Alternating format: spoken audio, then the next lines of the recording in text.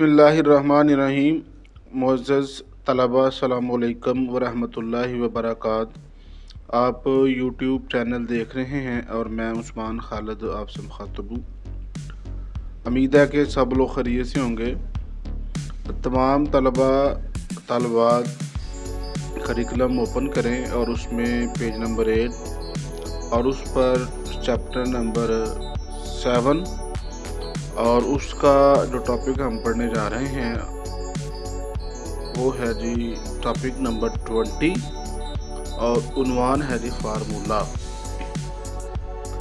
यानी कि आज हम माइक्रोसॉफ्ट एक्सेल में फार्मूला के बारे में पढ़ने और सीखने जा रहे हैं। तो फार्मूले के नाम से तकरीबन हर बंदा वाकिफ है कि फार्मूला क्या है, फार्मूले से क्या होता है। तो अगर हम इसका जो मतलब है उसके बारे में गौर फिक्र करें तो फार्मूला क्या है। फार्मूला एक मेथड है, एक तरीका है कैलकुलेशन का। किसी भी कैलकुलेशन के तरीके को जिससे कैलकुलेशन की जाती है उसे हम क्या कहते हैं, फार्मूला। तो MS एक्सेल में, क्योंकि मैंने तारुफ में बताया था कि इसमें हम मुख्तलिफ किस्म की कैलकुलेशन जो हैं वो मुख्तलिफ शुबा के हवाले से हम करते हैं। जैसे बेसिक मैथमेटिकल जो ऑपरेशंस है वो हम परफॉर्म करते हैं, स्टैटिस्टिकल ऑपरेशंस परफॉर्म करते हैं, अकाउंटिंग फंक्शंस परफॉर्म करते हैं।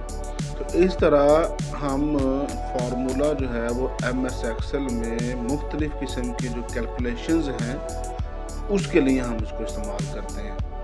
और अगर हम इन जितने भी टॉपिक्स हैं या एक्सेल के जितने भी टॉपिक्स हैं, अगर सबसे अहम टॉपिक है जिसे हम क्या कहते हैं, फार्मूला।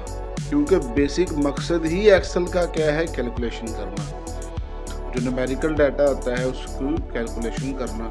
तो ये वो वाहद टॉपिक है, कमांड है कि जिसके ज़रिए हम कैलकुलेशन का अमल कर सकते हैं।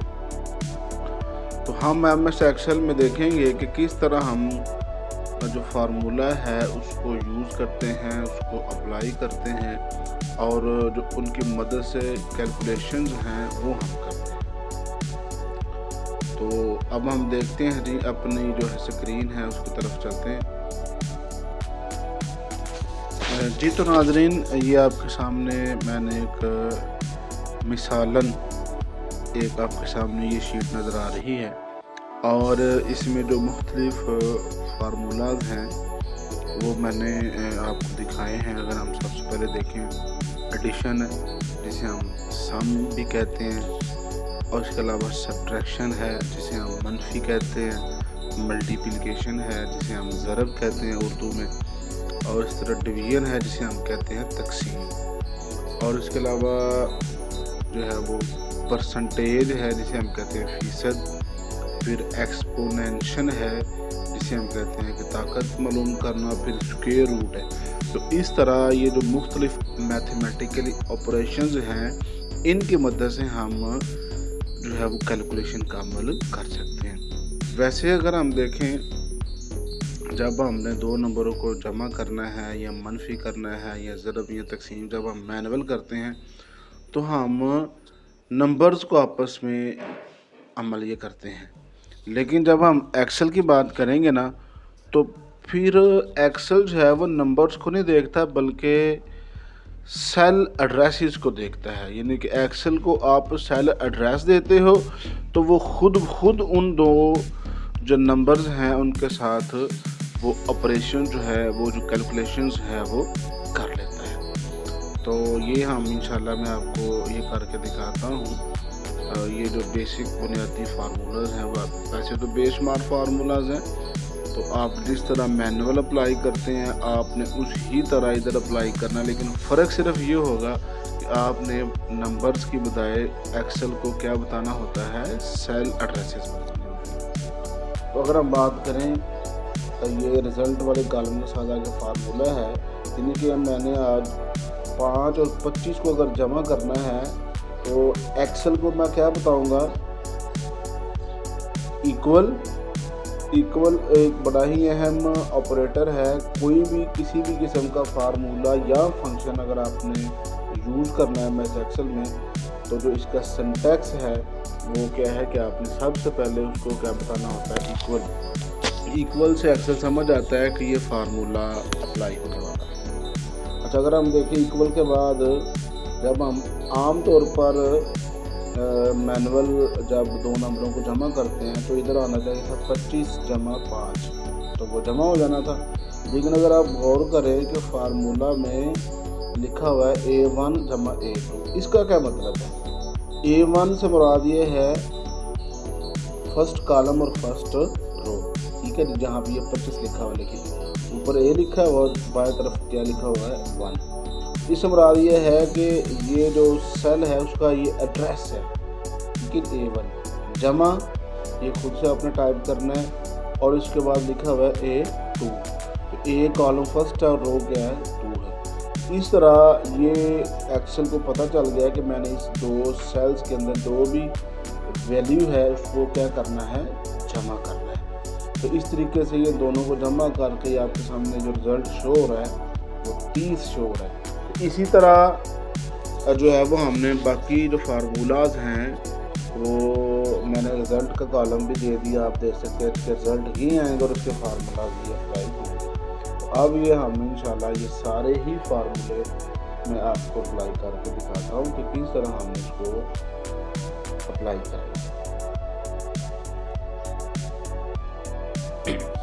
जी तो नाज़रीन, आपके सामने ये एक्सेल जो है ओपन है और उसमें आज हम फार्मूला पे बात करेंगे कि आज जो बेसिक बुनियादी फार्मूलाज हैं उनको हम इंशाल्लाह MS एक्सेल में अप्लाई करना सीखेंगे कि किस तरह हम मुख्तलिफ़ कैलकुलेशन जो हैं वो उनका अमल कर सकते हैं। तो ये दो नंबर हैं 5 और 25 और उसमें आज हम एडिशन, सब्ट्रैक्शन, मल्टीप्लिकेशन, डिवीजन और परसेंटेज का फार्मूला जो है वो हम अप्लाई करके देखेंगे।